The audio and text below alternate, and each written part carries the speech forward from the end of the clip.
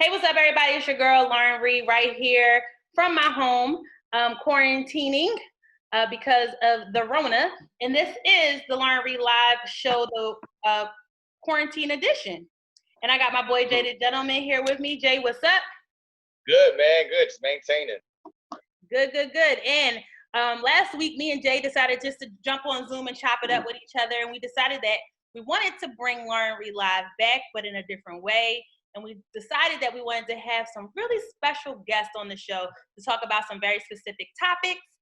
And tonight we have Mr. Uncensored himself, Mr. Slap Roc Da King. He is here in the building. Slap, what's up? Yeah. What up? What's up, y'all? How y'all doing? We're doing good. Slap, you staying safe out there? I'm staying Rona free. I'm healthy. I'm alive. I want to work every day. So it's good to see y'all. I'm glad y'all doing good as well. Thank you. And again, you guys, Slap is an essential worker out here. So we want to make sure we keep him prayed up and safe out there as he continues to work during his day job. So stay safe, yo, out there. Don't risk your life for these people out here, yo. Take 6 feet. Tell these people take 6 feet. 6 feet, nigga. Take 6 feet. All right, y'all. So as you know, we were talking about the Teddy Riley versus Babyface stuff. We know that day one was an absolute disaster. But the meme, it was all worth it because the memes were everything. Yeah. Day two was even. What'd you say? I have to circle back to the memes after we're done with the list. We'll have to circle back to the memes. Yes, we will circle back to the memes. But day two, which was last night, was even better. We all came back. We were all still. Well, Slap dressed up again. He dressed up. I had to. I knew it was gonna be epic. I had to. First night, Slap was red carpet ready. Red carpet ready. Well done. Me last night, I was like, they're not gonna get me again, just in case they not gonna get me again. However, sidebar, shout out to all the people who really got dressed up and was on their timelines dressed up. We are amazing. I don't care what nobody say. I'm sorry. I know we have all races listen to our show, but I love my people. There's nothing like us. We take everything to the next level. Every time. Everything is next level. So day two, they came out swinging. Teddy had jam after jam after jam. Right here by SWV, Make It Last Forever. Just Got Paid. Get You Home by Foxy Brown. Piece of My Love by Guy. Woo!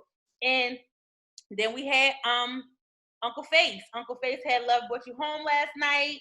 Soon As I Get Home by himself. That's another thing about Uncle Face. He had his own hits. Right. Yes, he did. Like, I think that's, if you guys have been watching Versus, which is an amazing thing. Thank you to Swiss Beats and Timbaland. These artists and producers and writers that are like a 1-2 punch because they're their own artist and also the producer and the writer. Yeah. They end up like winning all the time to me. True. One of Jay and Slap's favorite songs, Ready or Not by After 7. For sure. Bobby Brown, Every Little Step I Take. Tevin Campbell with the Stalker song. Can We Talk? Damn.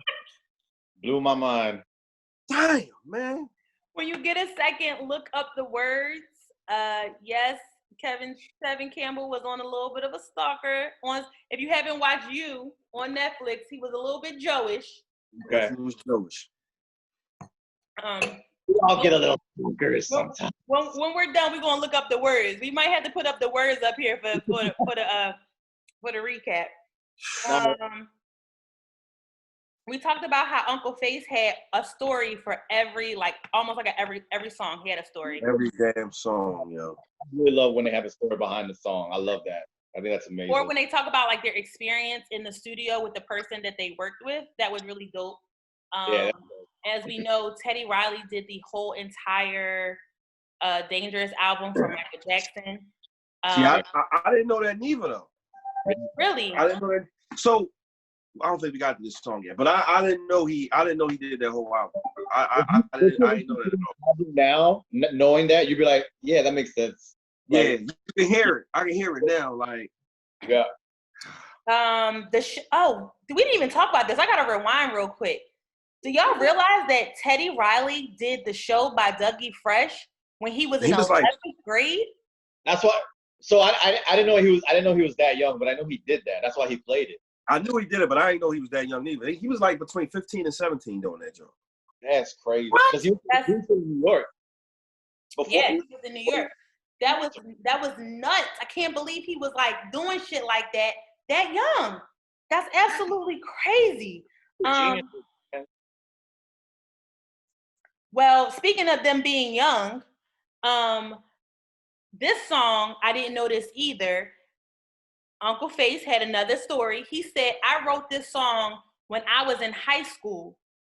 I was in love with somebody. I was in high school, and I held on to it for a really long time until the right person came along for this song. And he was huh? Was it I'll Make Love to You? No. It was I'm Ready by Tevin Campbell. Tevin Campbell. Wow. But the song was still timeless in its own time that it brought out. And he wrote that when he was in high school. Nice. Crazy. Babyface is 62 to be exact, actually. 62. So when he was in high school, he wrote something that Tevin Campbell brought out in the 90s. And Tevin Campbell probably wasn't even born, or he probably was a baby. He wrote that 45 years ago. Yes. Wow. That's crazy. And we still sing it to this day. Love that song. Teddy had Heavy D, rest in peace to Heavy D. The City Is Mine by Jay-Z. Because Blackstreet was on the hook. We talked about that. We just talked about Karen White with Superwoman. That's where we kind of left off. That was a crazy song. Yeah. If you think about the words in those songs, like he was really that's the thing about music right now. I don't really think these people really writing. No, but they not, because niggas ain't really listening. Like they just listening for a beat and one little catchy phrase with a dance. That's it. Niggas, you think niggas listening to words? Yo, that's why when the real old heads and the real music listeners, when that Karen White song came on, nigga, I was like this. Right. No, because it's real words in these songs, man. We don't have that right now at all. That's a great point, yo. Because I was just talking to somebody the other day about Future and how people love Future. And I'm like, but he don't never be saying nothing. You gotta read it. Like it. We didn't memorize shit by reading it. Like we memorized it by hearing it. You gotta go and read Future shit. Like, oh shit, he said a jibber the jabber? A flip of the feather? Oh shit, all right. What the fuck is you talking about, Future? Like, the other thing too is these songs, these were hits. So it wasn't like a B-side. It was like number one single off their new album. Like these were their hits. It wasn't like a side track. Like hits on top of hits. Because you'll have an artist, they'll have like B-sides that you like more than than the A-sides. You're like, why wasn't this a single? But it's like it's not catchy, or it's not not gonna do on the charts. But like these songs were like top 10, top 5, number 1. Like that's the difference. So second round came in. Babyface came in strong with Bobby Brown On Our Own. Ghostbuster 2, where Bobby also made a cameo. Slap knows all the words to the movie. What do you say again? He said, hey, man, listen, can I get one of those proton packs for my little brother, man? He said, no, man, this ain't no to it. All right. What? That's shit, man. Yo. He had one line. He had one job. Yeah. One job, yo. He had one job. Well, real quick. And if I'm not mistaken, the song was playing in the background during it was when they got out the car. Yeah. When they got out the car. Around that time, nobody could touch Bobby Brown. He was the hottest dude. Like at that point, he was the hottest dude. Like, that was crazy. So then he also played "When Can I See You Again" acoustic live. Acoustic, brought the guitar out. Unc went live. He went live on live. Like he was not playing. He wasn't playing with him. But listen, please remember, let's just keep this in mind, what Teddy did a couple songs after this when Babyface pulled out that guitar. We'll talk about it, though. If you don't, No, what do you do? Go ahead. It's no order here. The nigga pulled out his keyboard. You remember when he pulled out the keyboard? It was like, oh, this nigga pulled out the guitar? Next thing you know, Teddy. I was like, oh, no straw. What a straw, Teddy. But wait a minute. Here's the thing, though. Teddy think he's slick. He ended the live. Yeah. He messed the live up. He messed the live up to get the fucking keyboard. No, he didn't. Oh. Wait, when we didn't even talk about that. When he came back, the keyboard was right there. Yo, he was having some technical difficulties, and it jumped off his live. He came back on live. He had a whole different setup. Yo, he's like, y'all motherfuckers live up. Wow. He said, somebody pull the cord so it could flip the switch. I don't know how to turn this thing off. all of a sudden it was like dun dun dun. We was like, oh, Teddy got his fucking keyboard out. He was not having it. He wasn't having it. Oh my God. That's funny. Yesterday was 420, as y'all know, or when y'all see this, 420 was this week. And right. Babyface came through with Tony Braxton, "You Making Me High." Everybody in the comments was like, "You making me high on 420." 420. Fucking them all up. Yo, I was so excited though, because that's when Tony was really in her low regiment. She was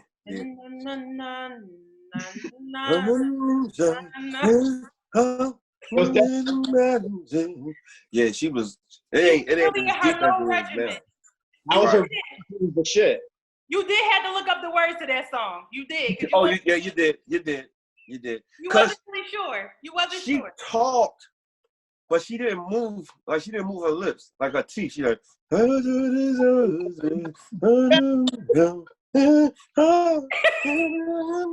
Like. But we were just like, fuck it, she's in a video, she looks good. Like, we're not looking at her. Like, fuck it, this just sounds good. She was the future back then. She was our future back then. You know what I mean? Rappers. She definitely was. So, oh God. She said she was our future back then. She was our mumble rapper back then. She definitely was. Teddy had "In the Closet" by Michael Jackson. Oh. Such a good song. First of all, do y'all know that the song, it takes like 5 minutes for the song to come on? Yeah. The longest intro ever. Jesus Christ. So when he played it, I said, well, we're not going to get to hear none of the words. Right. And them niggas was playing the whole songs too last night. I was like, yo, what happened to 30, 60 seconds? Like, these niggas playing the chorus, the hook. First verse, hook, end. Wait a minute, though. They played one whole song last night. Uncle Face came prepared, though. He had his song set up where it would go from the verse to the bridge, to the most important part. He had it set up right. He was prepared. A lot of people didn't notice that. I noticed that. I was like, oh, okay. Yeah. Like, for instance, when he threw out "I'll Make Love to You," right? They played the first verse, and then he went into the bridge. The YA part. Everybody was like, yes. Yeah. Yep. That's the best part. That's the best part. We talked about he threw the jab at the "I Get So Lonely" remix. Can't play remixes aren't allowed on verses. He should have left that one off, man. He should have left that off the table. Yeah. How many songs he could?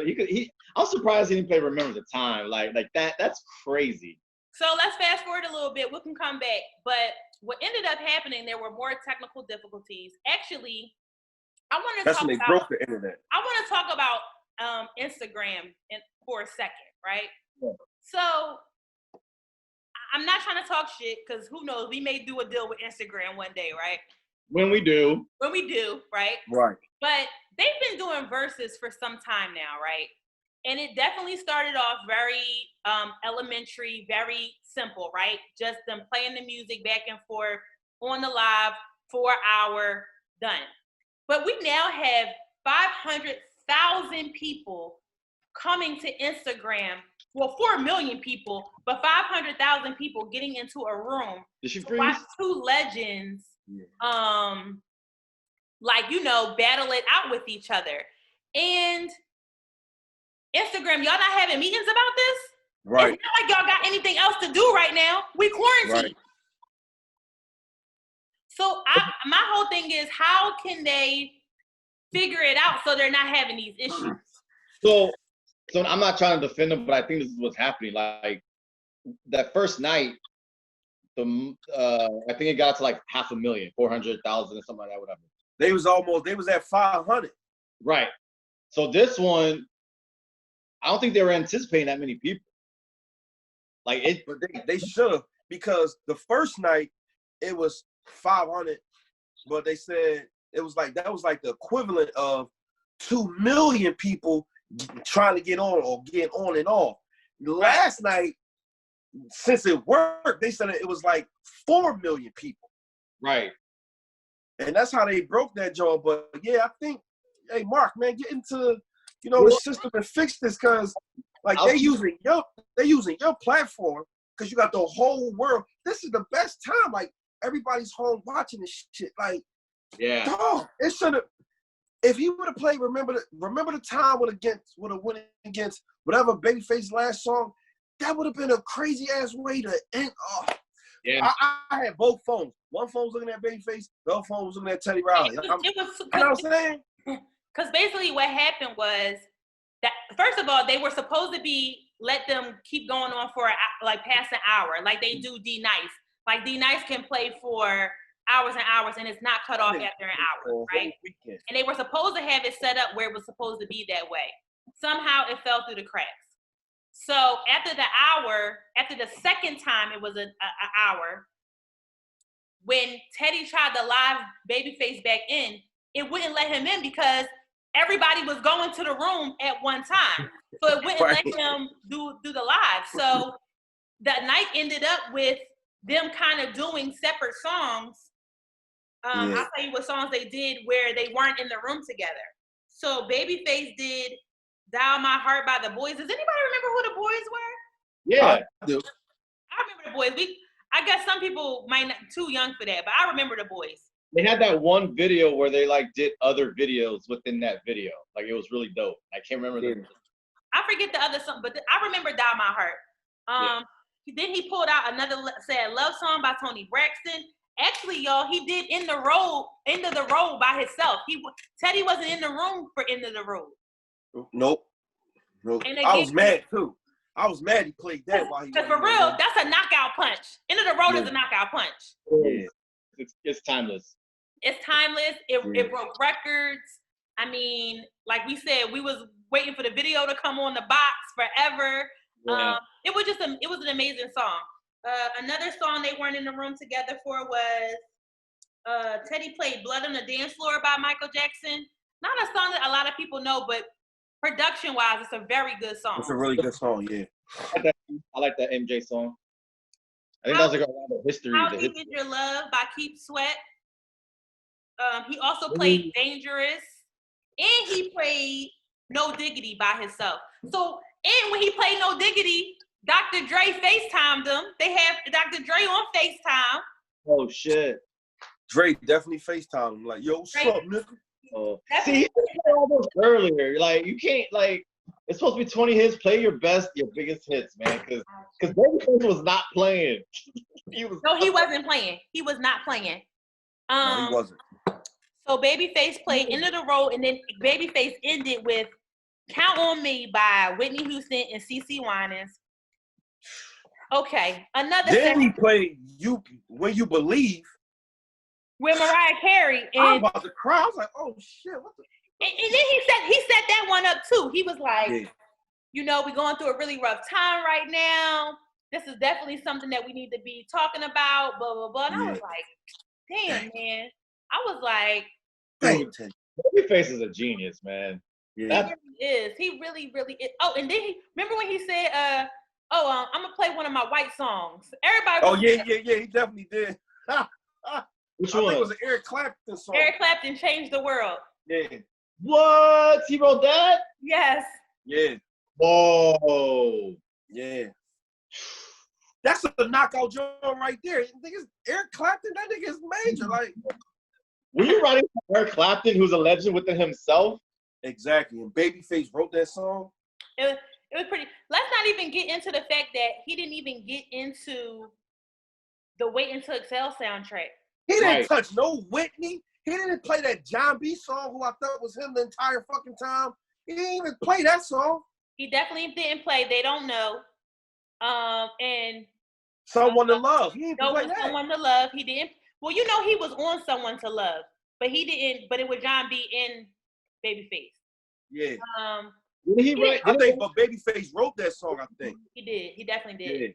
Yeah. If I'm not mistaken, John B dated Babyface's wife at the time, sister. That's how he was introduced to him. So, yeah, crazy. Yeah, they both didn't play a lot of hits. I mean, they play hits, but they ain't play a lot of knockout songs. The Shoop song, Whitney Houston. Yeah, that's what that was another song that did crazy numbers. Shoop was number one on the box for a long time too. I think Babyface is the king of original soundtrack music. Like, yeah. What other songs was on the Boomerang soundtrack? Love Should Have Brought You Home Last Night. Oh, it was. I think a Keith Washington song was on there too. Oh, no, There You Go by that one. But by Johnny Gill.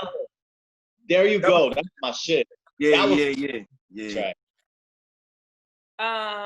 I remember that. Oh, he played his song, Give You My Heart. Nope. He didn't play that. Mm-mm. Oh, you know what he did play? The wedding song Anthem, Every Time I Close My Eyes, with Mariah Carey and Kenny G. How you get Kenny G and Mariah Carey on the same song? On the same track. Fucking same song. That's crazy. Oh, you're right. Keith Washington, Tonight Is Right. Tonight is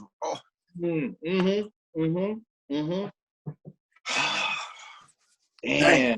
They left some, but Teddy definitely lost. Like, it's songs that it was a tie, but that deep song, he lost completely. The Blood on the Dance Floor, I forgot what that went up against, but he definitely lost with that, John. Yeah, he definitely lost with Deep, going against Red Light Special. Oh, no, My. He did. My. What against My. Come on now. Everybody know the words to My. Put on your red dress. If he would have put Don't Leave Me from Blackstreet from their second album against that, he would have won that round. That was a huge... Against My. Yes, that song was huge. I don't know. My. That might would have been a tie. No, My is like, that shit damn international. I mean... It's international. Can't tell you. So he ended up playing Remember the Time at the very end, Teddy Riley. And he played the piano and he talked about the song and all the other stuff like that. I mean, I feel like there is no winner. No. It ain't like Manny Fresh and Scott Storch. Like, we know Scott Storch smashed Manny Fresh. Like, we know he shouldn't have. And Lil Jon smashed T-Pain. So you think so? Yeah.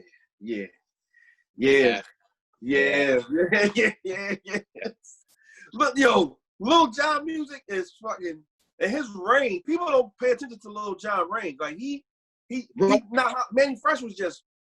He just did that down south shit. Lil Jon touched a lot of music, man. He did. He really did. I give it to Babyface.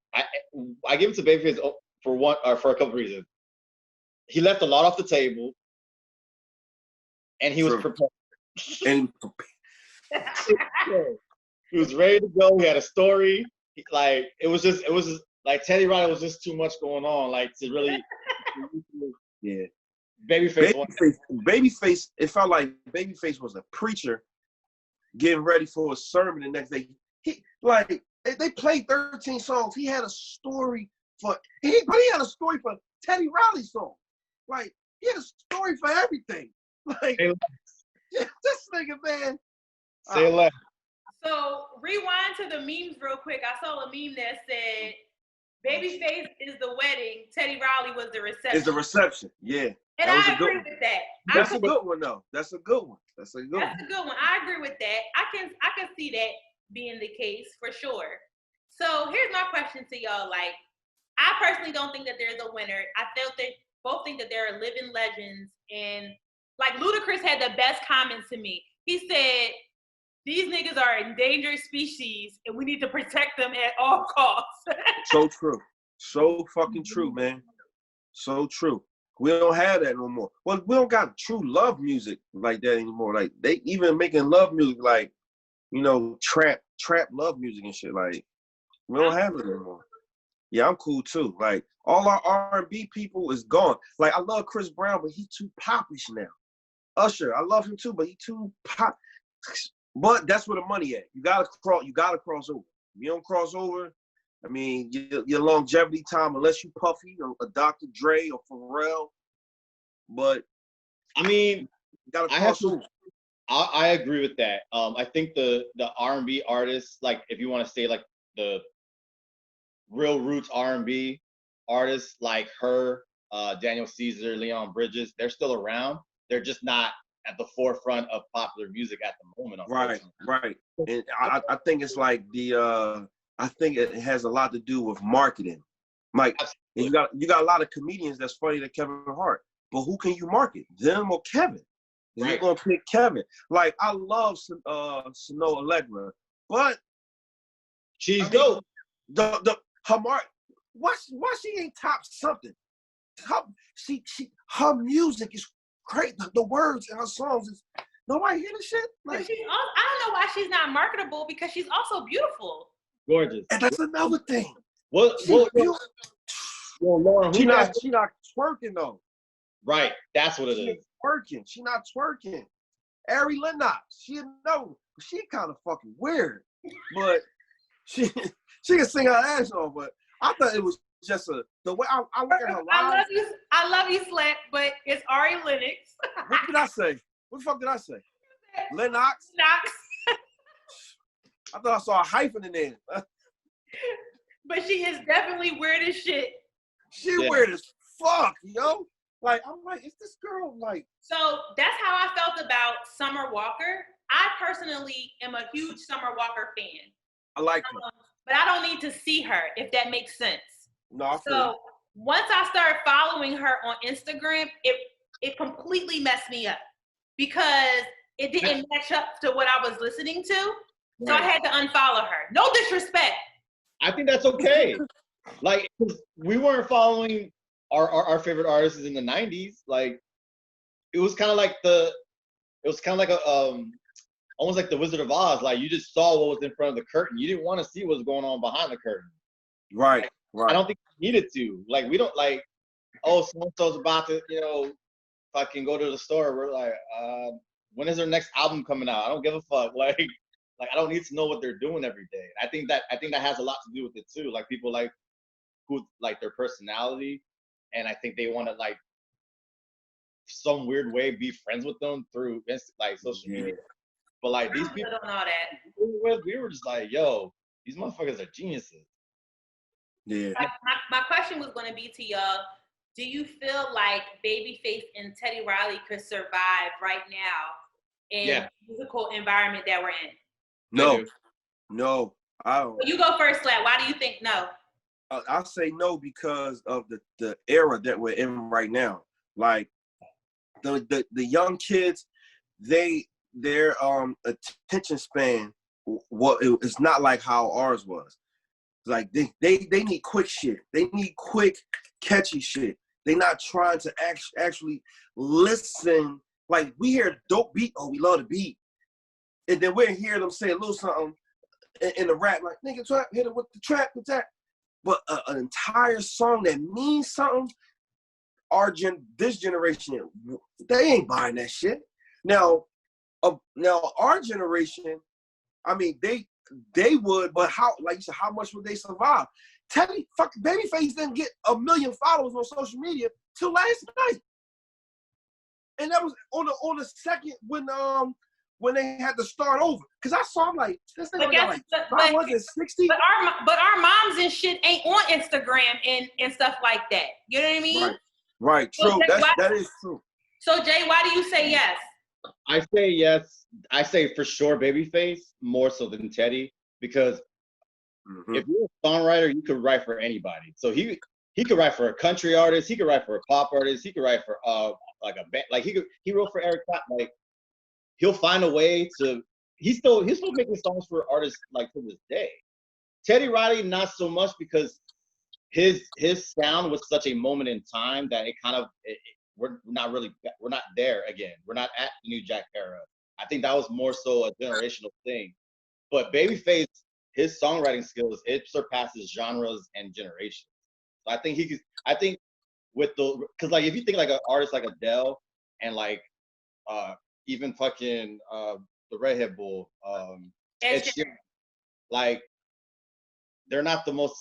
People may say that they're not the most attractive people, but they have timeless songs. Because if you could write a song, you're gonna last forever. If you're, I always tell singers this: like, if you're a singer but you can't write songs, that's why Neo's still fake relevant, because Neo's still writing songs.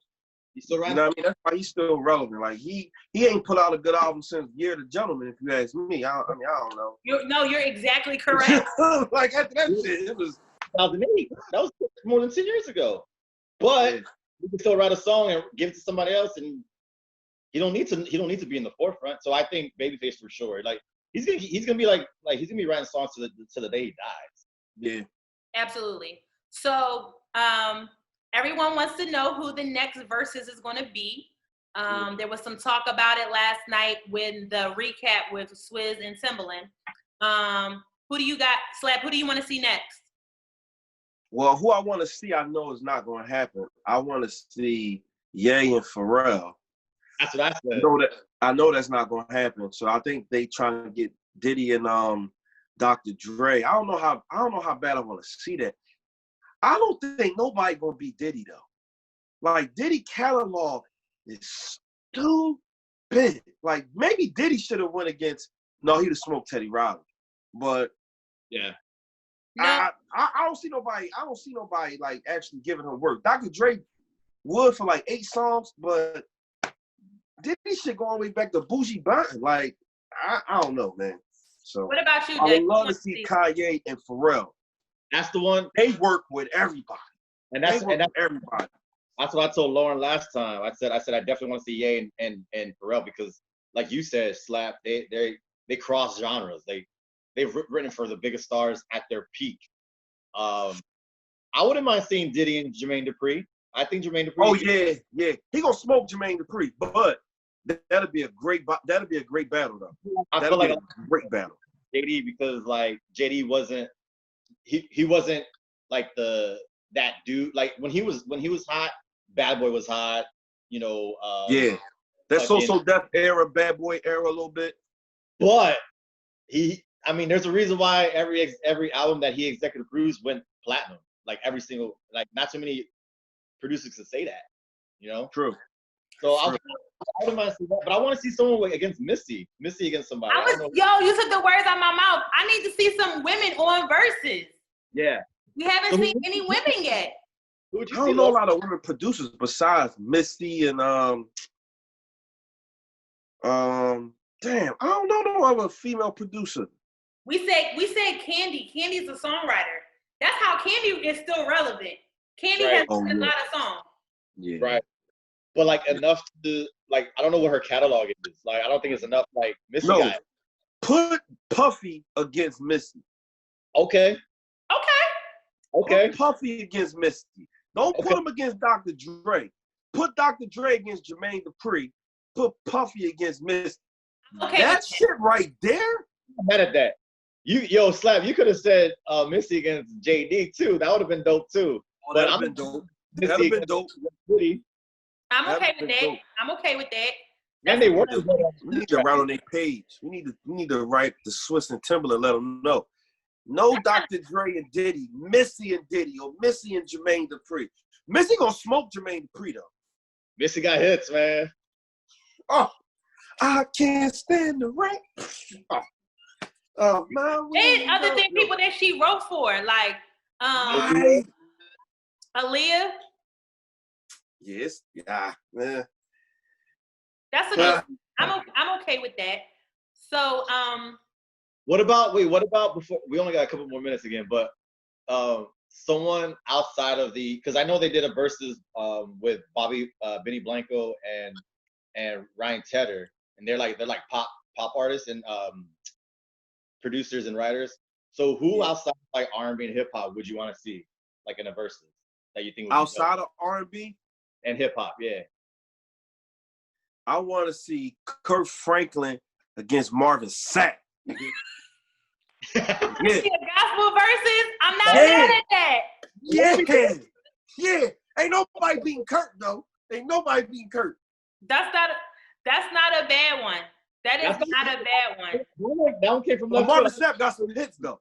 Marvin Sapp got. That's not a bad one. Producer wise, that's not a bad one. I like that. Yeah, I like that too. I'm gonna see if we can put that out there. I mean, I would love to see Elton John go up against someone. Stevie Wonder. Elton and Stevie in the 70s was the 70s. That's nuts. That's the one. Elton versus Stevie. Yo. Can you imagine when Elton John go to the page, when he played Benny and the Jets with that one tune? You already know what's going down. You already know what's going to happen. Oh, Stevie Wonder with those 4 albums in the 70s, like that was like shooting from half court and swishing. Like that's a good John. So I think we just cracked the code. Elton John, Stevie Wonder. That's the one.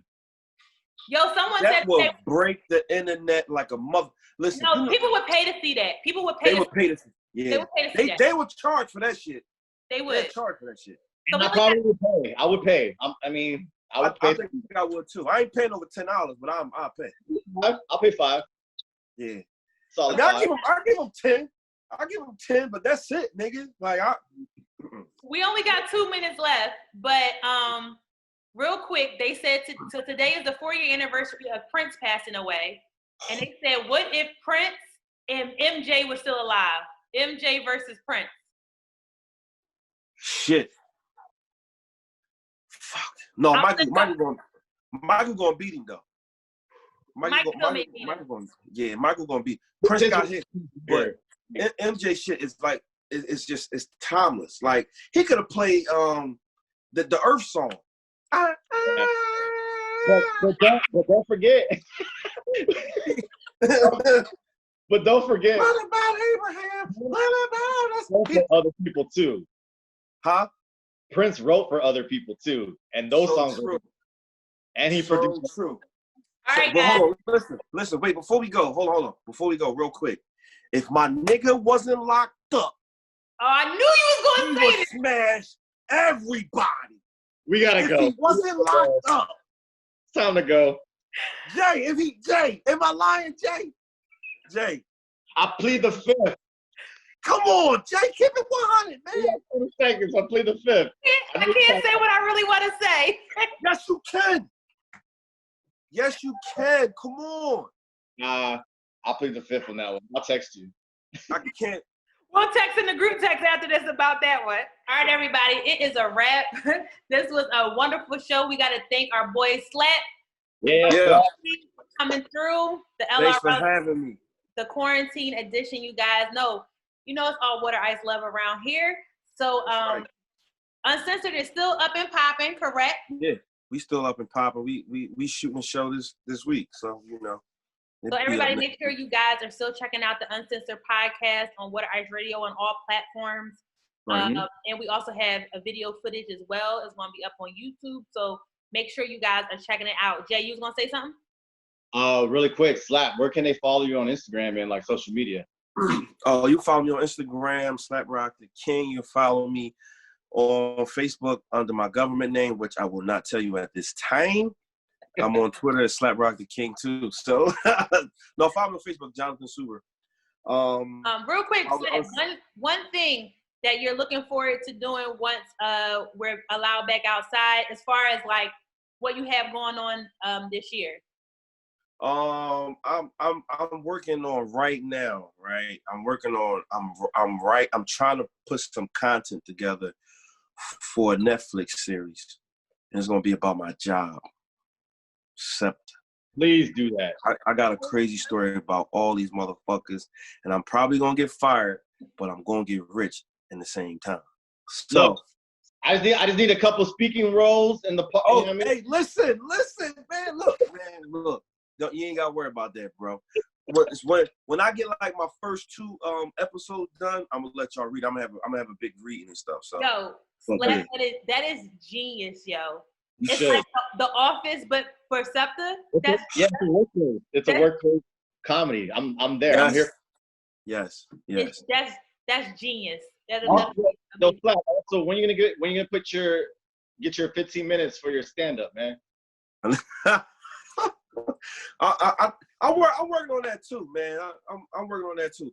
Look, during this Corona shit, I've been telling people, be productive. When I come home, I try to write at least 4 hours a day. Well, if I don't write, I'm writing down ideas. So when I go to writing, everything I'm thinking about, I'm writing down. Like, people are like, oh man, we gotta stay in the house.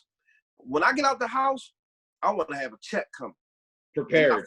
Not from somewhere else. So be productive, y'all. When we're let out, it has to be go time because we catching up at this point. All the stuff that we couldn't do for these last 2.5, 3 months, we gotta push it. So I feel you're gonna come out like ready to go, or you're gonna be behind.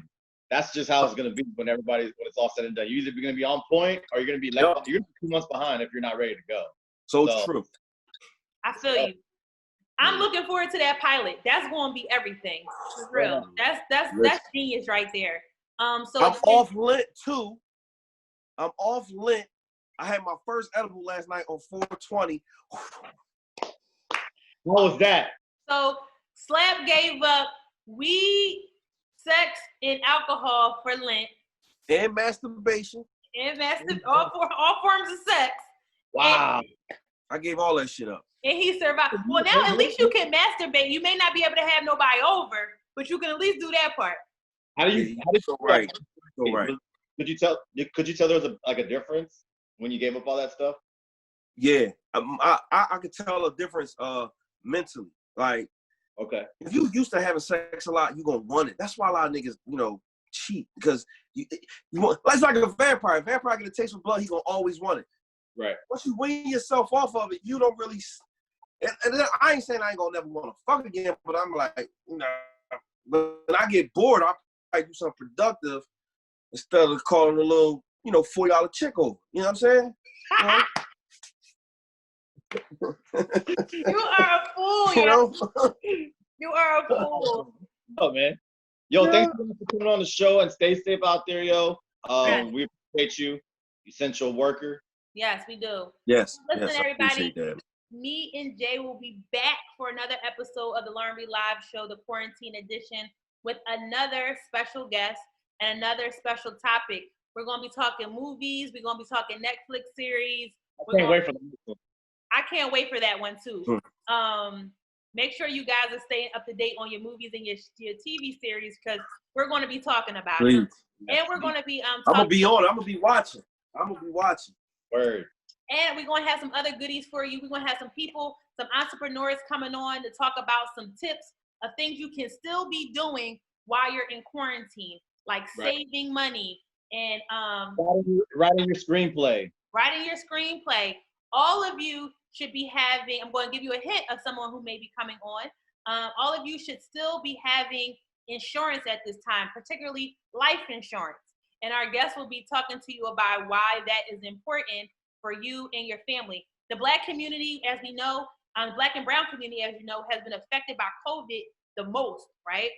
Mm. And a lot of us, we know that we're in the situation where we can't have services or funerals, but a lot of us can't even afford to bury our family members anyway, right? So our guest is going to be coming on to talk about why life insurance is so important, not just because she's trying to get some sales, but really why it's important to leaving our family without the burden of paying our bills and our kids with something, trying to, longevity around here. So we got more than just, we're going to talk more than nonsense. We're going to talk some real shit too on Lauren Relive, the quarantine edition. So I'm really excited. Thank you, everybody. Please stay safe. Stay y'all asses in the house. Okay? Unless you have to go out and get food, don't go out. Slap will tell you right here, an essential worker out here risking his life every day. Stay y'all asses in the house. There's no need for y'all to be going outside. But we love you. Stay safe. We wish everybody the best right now. We will be back next week with another episode of Lauren Relive, the quarantine edition. And never ever forget, everybody, not all superheroes wear capes. Sometimes they wear headphones. Peace.